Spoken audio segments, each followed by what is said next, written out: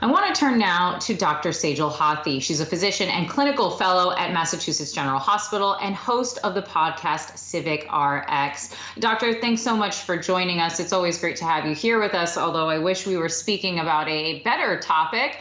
But we're hearing that hospitalizations are on the rise. I'm wondering if you can paint really the picture for us for what you, your friends, their colleagues are seeing on the ground in Boston and other hospitals around the country.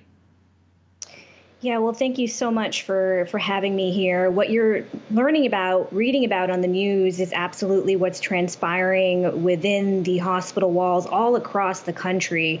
And the reality is, it's difficult when we are cloistered within our homes to truly envision the horrendous tragedy that has struck every hospital, every state across the country. But healthcare workers are suffering. We're seeing more and more individuals with COVID-19 hospitalized, or ICUs are filling up. Meanwhile, there are still thousands of Americans who refuse to acknowledge the reality of this virus, let alone abide by the behavioral precautions prescribed by public health officials.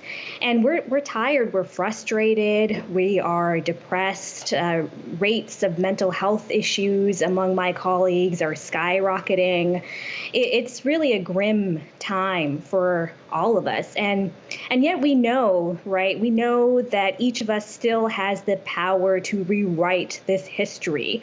The University of Washington published a study just a few weeks ago stating that if 95% of the American public, and hopefully we'll see this when Joe Biden enters office on January 20th, based on his press conference yesterday, if 95% of the American public were to simply don masks, we would save 130,000 lives over the course of the next few months. That is tremendous. So we know what works. We just need to make sure that we practice those precautions. I'm wondering if you think that we're going to be seeing a scenario where hospitals have to turn patients away, if they're not already. And based on how we're doing right now, which is not well, if you think that scenario is coming soon. Yeah, so, it's interesting. Dr. Ashish Jha, who's dean of the Brown University School of Public Health, tweeted just a couple days ago that he's worried that fewer and fewer people who would have been admitted just a couple months ago are now being admitted with COVID-19 because hospitals are simply erecting stricter criteria for who can come within their walls and get the treatments and the care that they need. And we see in California as well, Governor Gavin Newsom just announced that the strictest stay-at-home orders since the start of this pandemic, stating that ICUs are threatening across the state to reach 85% capacity. If they do that, businesses will close. And look at what's happening. Case study of the damage that can be done when the government doesn't act quick enough. Hospitals there are filling up. They've reached a 50% positivity rate across the state because they simply can't cope with the number of people who are coming in. So to answer your question, I am worried that unless we do what's right, and right now there's no indication that we will, based on the history of this pandemic, hospitals will fill up. There won't be enough ICU beds for those who need it, and more lives will be lost. I want to ask you, Doctor, how quickly do you think a vaccine will be able to stop this pandemic in its tracks? We already hear that a vaccine is being rolled out in the UK. Pfizer and Moderna say that once they get their authorizations here in the United States, of course, they can start rolling it out as early as this month, so before the new year. Are you anticipating that, this time next year, the pandemic will kind of be a fading, terrible moment in all of our collective history?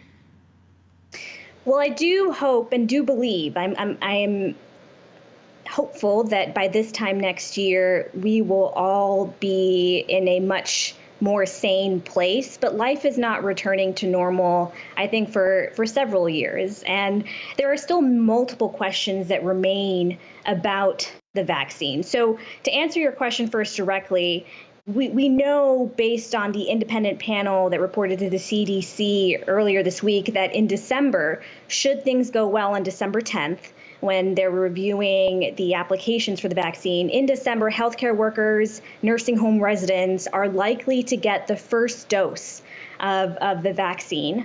Of course, 3 to 4 weeks must transpire before they can get their second dose, so they're unlikely to achieve immunity before January. But at least we can distribute the vaccine to 20 million people over the course, perhaps, in the United States of the next couple of months. In February and March is when we'll start to see the next priority groups of people over the age of 65, especially those over the age of 75, those with chronic diseases that would put them at especially high risk if they are infected, as well as essential workers, so grocery store workers, those in education, those in food distribution. They will get the vaccine around that time. But again, it's going to take a couple months for them to achieve immunity. And then finally, in April, May, and June is when the rest of us, the broader public, is likely to gain access to the vaccines. But we still don't know, for instance, how long the immunity granted by the vaccine will last. We don't know if it's a few months, a year, longer than that. We don't know whether the vaccine can entirely stop transmission or merely prevent the most severe manifestations of COVID-19. We don't know if there are rare side effects or particularly deleterious side effects of the vaccine that simply in these few months that we've been testing it, which is just a fraction of the time we test typical vaccines, we don't know if those will emerge in the coming months, hazarding the safety of taking it. And we don't know, too, whether Americans are going to trust the vaccine, trust its efficacy, trust its safety enough to get it in record numbers. I personally am not going to feel safe returning to my sense of normalcy until 70% of the American population is vaccinated, and until some of these questions are further resolved. So I think the news of these last couple of weeks is very promising, but we still have a long way to go. And that's why it's critical that people practice these social interventions, physical distancing, mask wearing, hand washing, minimizing non-essential travel over these coming weeks and months. All right, a long way away indeed. Dr. Sejal Hathi, physician and clinical fellow at Mass Gen and host of the podcast Civic Rx. Always great to have you here with us to bring us, really some of those updates and some of those really realities. Thanks so much for joining us.